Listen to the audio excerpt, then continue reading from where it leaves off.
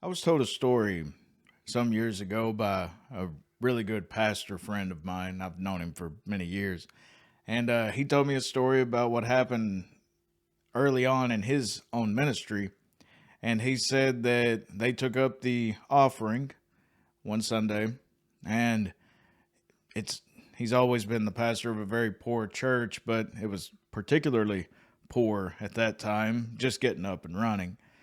But he said the offering brought in about $2, maybe $3, something like that.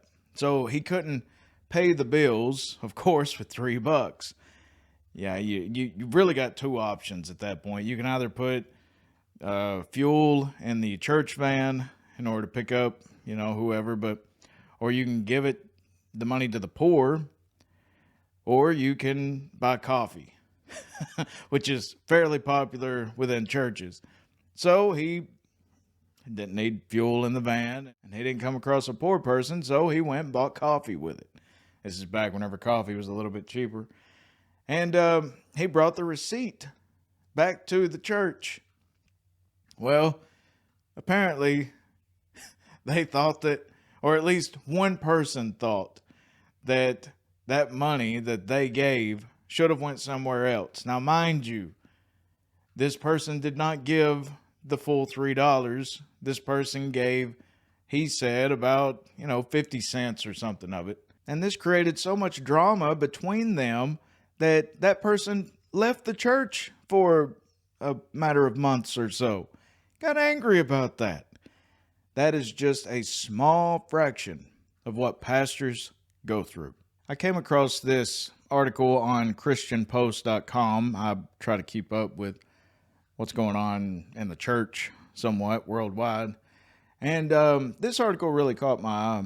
10 reasons pastors are glad they quit vocational ministry. Now, vocational is a ministry that you get into that you can actually, it's your job. So this study focused on former pastors and how they felt after they left the ministry. Now, just full disclosure, I'm no pastor.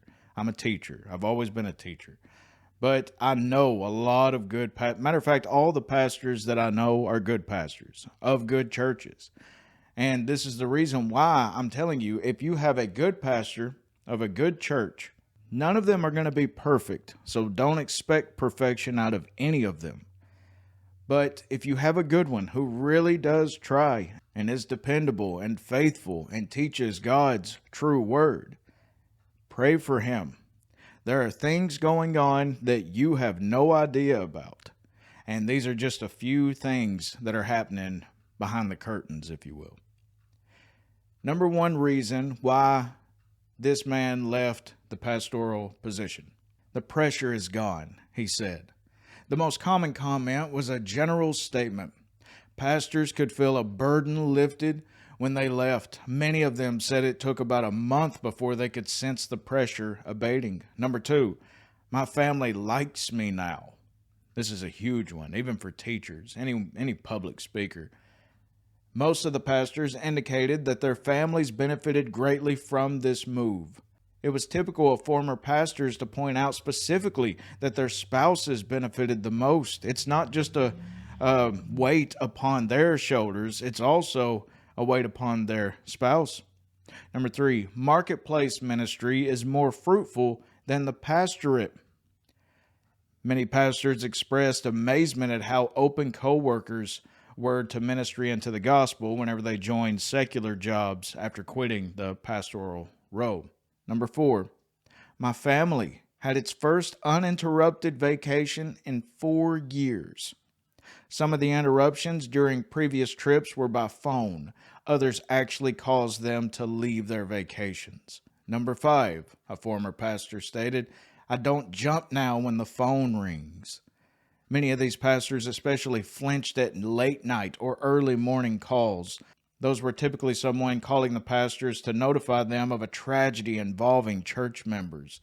Number 6, I don't dread looking at my emails or social media now, afraid that someone's messaged you upset about something. Number 7, and this one may shock many of you, but it doesn't shock me. I know pastors personally, and they're so busy doing and helping the flock that this number 7 gets brought up. I actually am taking time to get closer to God. Sadly, many pastors were so busy being pastors that they were too exhausted to spend sufficient time in prayer and in the Bible. Number 9, I needed a break from the weekly grind of sermon preparation. I can very firmly relate to that one whenever study becomes so overwhelming. Most people simply cannot fathom that pastors spend as much as 1,000 hours a year in sermon preparations. And lastly, number 10, I get to come home at night. It is not uncommon for pastors to have 4 or 5 weeknight commitments a week. One former pastor shared with us that he and his wife have resumed date nights once a week. It had been 3 years since they went on a date. And I really do like how this article ends. It is easy for us, looking from the outside, to think pastors should be able to get their acts together and have uninterrupted vacations, go on dates with their spouses, or read books for pleasure. But I would not be too quick to judge these former pastors. Serving as a pastor of a local church can be grueling work. I have been an eyewitness to this. Such is the reason many pastors were glad to leave. My dear friends, whenever I was younger and I didn't know anything, I remember thinking to myself that pastors have the easiest job in the whole world. I think that's a satanic influence. I believe that really makes people apt or very quick to judge a pastor too quickly, not knowing what he's truly facing. He has invisible forces coming against him like you wouldn't imagine. This man is to be the head example for the church. You would be amazed at how many people get offended at pastors over nothing.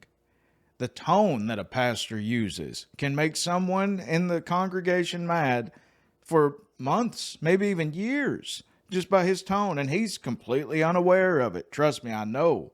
I've gotten up in front of many congregations, several different churches, taught in many of them. And I'm telling you, it's very easy to offend someone. I remember, I believe it was Jordan Peterson said, if you have 10 people in a room and all of you are on the same page with the same subject matter, he says you're going to offend at least one of them by the end of your talk. That's just human nature. And the more that you have in your church, the more people are going to get offended at you. These men do not get paid enough. Paul the Apostle says, help your pastors. Pray for your pastors. They feed you with spiritual food. What a small thing it is to give them earthly things that will quickly go away. These are the men in whom have the biggest target on them in your church. These are the men in whom are taking on that role. And I've seen many of them have mental breakdowns, have to take so long of breaks just from it in order not to quit. And plenty of them do quit. Or at least they retire early or whatever. But pray for your pastor, and I'm being very serious. In these dark days, my friends, I believe it's the darkest days it's ever been, and it's only getting darker every single moment. Pray for these men. These men need your prayers.